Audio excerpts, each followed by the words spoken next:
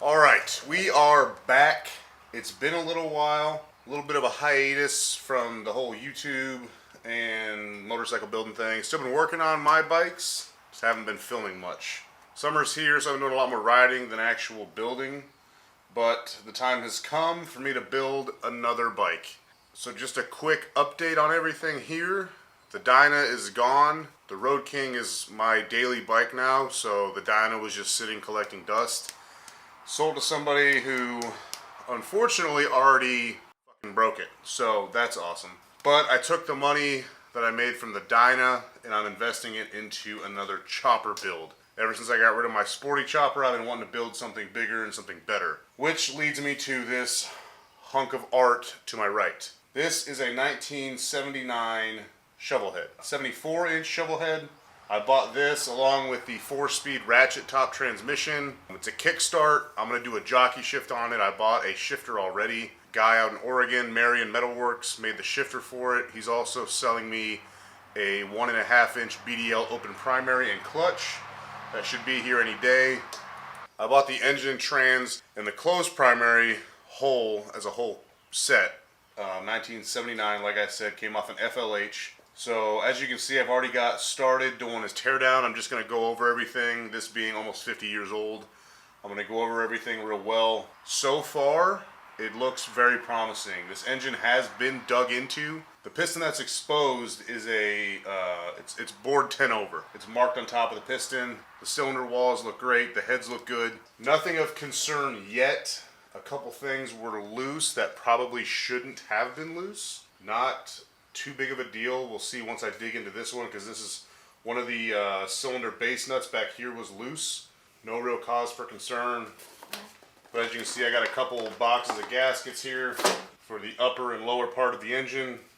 I'm going to pop open the cam chest as well. But like I said, this engine has been dug into, has been rebuilt to some extent, because it does have the 10 over pistons. So I'm hoping once I dig into the cam chest, I'll find a goodie in there that's an aftermarket, hopefully higher performance cam. The lifters on these engines are adjustable. The guy sold it to me saying that the push rods were adjustable, so he thinks there's been some performance additions to it. Obviously not the case. The push rods, or the lifters, are adjustable on these. Before I start digging into this, I'm going to go over the plan for this chopper build. So if you ever heard of Paughco, that's Paughco. They're out of Vegas. They make chopper parts, chopper frames. They sold what they call the Paughco Dirty Roller kit, which is a complete roller from Paughco with all Paughco parts, standard length frame, hardtail frame for an Evo, a shovel, or a panhead. Obviously I went with the shovel head. It will not take Evo or Sportster Evo or iron heads. So this is what I bought. I bought the frame first, looked for the engine later. But I'll put a picture of that up here. It's basically the roller comes with the frame, the 6-inch over Springer front end. It's a 19 or 21-inch wheel up front with a tire, 16-inch wheel in the back with a tire, oil tank with a battery mount, I believe, inside the oil tank, kickstand, handlebars, risers, gas tank. So it's basically everything but a seat and a drivetrain. So this is going to drop right into that once I get everything put back together, cleaned up, how I want it. But as far as the engine goes, it's in great shape from the outside. All the fins are in good shape. It looks like someone painted it with wrinkled black. I don't know what I can really do about that other than sandblasting it, which will just ruin all the gasket surfaces. So like I said, I'm just going to be sort of going over everything on this engine, replacing things as I see fit.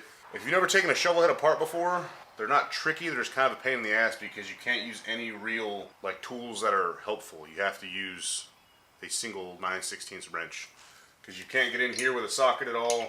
Down here you can't get in with a socket. I'm literally, to break these loose, I'm just putting this wrench on here and I'm whacking it with a dead blow to get it loose. This should be a pretty sweet build I'm doing here. Like I said, the transmission's a kickstart, hand shift. I'm gonna do a foot clutch. It's gonna be full bore badass chopper. So yeah, that's one of the reasons for the long hiatus on the channel, was trying to figure out the next course of action for the channel. Dyna content was getting kind of old. I'm kind of over the whole club style Dyna bro scene. It's getting obnoxious.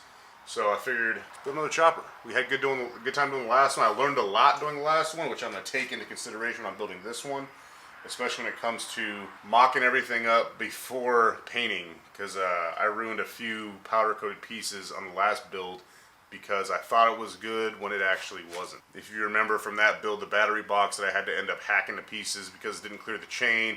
The fender didn't clear because I mocked it up with an old tire, then put a new tire on it. It didn't clear, so I had to get rid of the sissy bar. So that was fun. So what's gonna happen here is the frame should be here in another couple weeks. I just talked to Paughco a couple days ago. They're waiting on a couple things to get finished and they're gonna send it to me. The thing comes in it's like giant building blocks for adults basically. It's all, the whole kit comes in pieces, you gotta assemble it all. So what I'm gonna do is, once this engine's done, I'm gonna put the frame up here, put everything on it, get the engine, the trans, the primary mounted up, make sure everything is 100% good to go before I start painting anything. I haven't really decided on a theme for the bike yet. Still working on that, up in my brain hole. Other than that, we're just digging into this thing and making sure everything's good to go for when the frame actually does get here.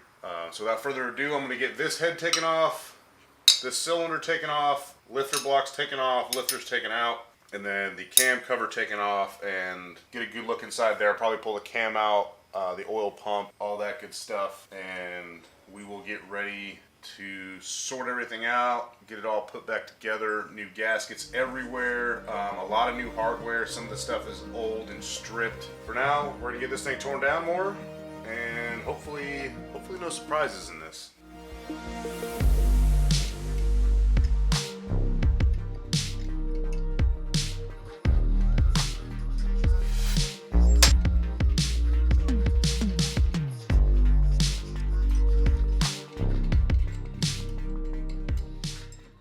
All the head bolts are off. There's 5 of them. If you're looking at the engine from here, there's 2 here, 1 on the side, 1 in the middle, 1 in the back. This head should just pop off with a little persuasion here.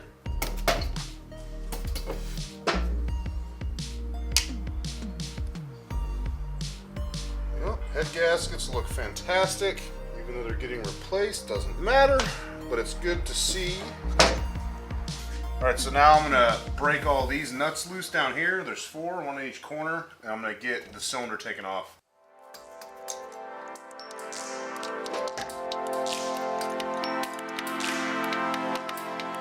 A little persuasion here.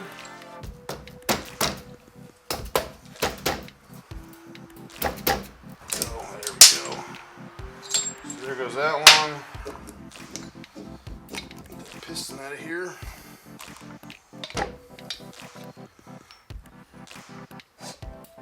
There we go. So again, cylinder walls look really good.